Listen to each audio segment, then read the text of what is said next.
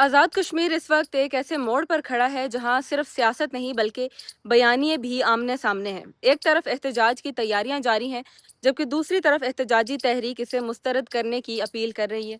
ایک طرف حکومت آئینی تقاضوں کی بات کر رہی ہے تو دوسری طرف عوامی ایکشن کمیٹی انصاف، تحقیقات اور اعتماد کی بحالی کو انتخابات سے پہلے کی شرط قرار دے رہی ہے۔ ایسے میں سب سے بڑا سوال یہی ہے کہ کیا موجودہ حالات میں صرف الیکشنز ہی مسئلے کا حل ہے یا پہلے ان زخموں کا مداوع ضروری ہے جو گزشتہ چند ہفتوں میں اس ریاست نے دیکھے۔ راولا کوٹ کے دریک دھرنے سے خطاب کرتے ہوئے جوائنٹ عوامی ایکشن کمیٹی کے رہنما سردار عمر نذیر کشمیری نے ایک مرتبہ پھر انتخابات کے خلاف سخت موقف اختیار کیا۔ انہوں نے ریاست بھر کے عوام سے اپیل کی کہ وہ موجودہ انتخابی عمل کا حصہ نہ بنے اور اسے مسترد کر دیں۔ ان کا کہنا تھا کہ جو سیاسی جماعتیں امیدوار اس انتخابی عمل میں شریک ہیں وہ ایک ایسے نظام کا حصہ بن رہے ہیں جس پر احتجاجی قیادت شدید تحفظات رکھتی ہے۔ انہوں نے دعویٰ کیا کہ 5 جون کے بعد پیش آنے والے واقعات، جانی نقصانات اور فورسز کی تعیناتی کے تناظر میں موجودہ ماحول آزاد اور منصفانہ انتخابات کے لیے موزوں نہیں ہے۔ اس لیے پہلے عوامی اعتماد بحال ہونا چاہیے اور پھر انتخابی عمل آگے بڑھنا چاہیے۔ دوسری جانب عوامی ایکشن کمیٹی نے اپنے کارکنوں اور حامیوں کو ایک اور اہم پیغام بھی دیا۔ کمیٹی کے مطابق 20 جولائی کو راولا کوٹ کے دریک دھرنے میں دعائیہ تقریب منعقد کی جائے گی جہاں شہداء کے لیے دعا، اتحاد کے اظہار اور آئندہ لائے عمل پر گفتگو کی جائے گی۔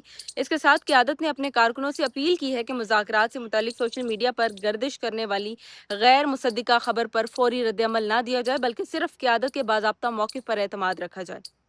کمیٹی کا کہنا ہے کہ مذاکرات کا عمل جاری ہے اور ایسے نازک مرحلے پر صبر، اتحاد اور نظم و ضبط ہی تحریک کی اصل طاقت ہوتے ہیں۔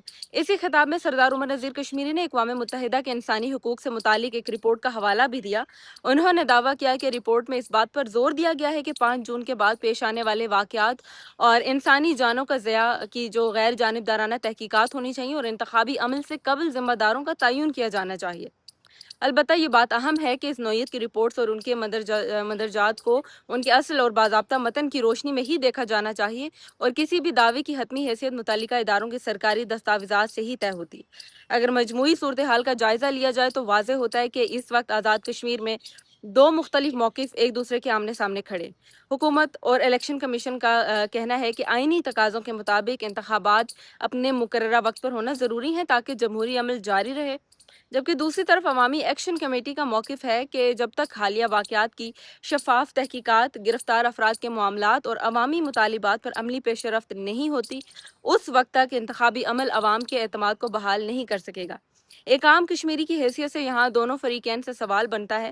حکومت سے سوال یہ ہے کہ اگر واقعی انتخابات عوام کی رائے کا احترام ہے تو کیا عوام کے ان خدشات کو بھی اسی سنجیدگی سے سنا جا رہا ہے؟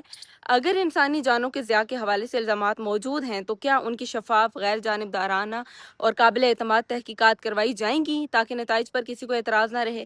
اور عوامی ایکشن کمیٹی سے سوال یہ ہے کہ اگر مذاکرات جاری ہیں تو عوام کو یقین دلایا جا سکتا ہے کہ ہر فیصلہ پرامن، آئینی اور جمہوری اصولوں کے مطابق ہوگا۔ اگر مقصد عوام کے حقوق کا تحفظ ہے تو کیا ایسے حکمت عملی اختیار کی جائے گی جس سے مزید کشیدگی کے بجائے حل کی طرف پیش رفت ہو؟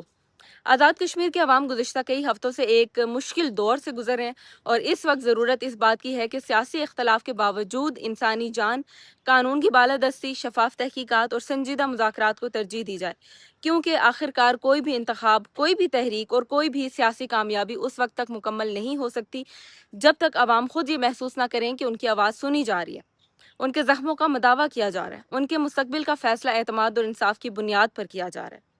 دیکھتے رہیے النور نیوز ٹی وی۔ ملتے ہیں اگلی ویڈیو میں، اجازت چاہوں گی۔ اللہ حافظ۔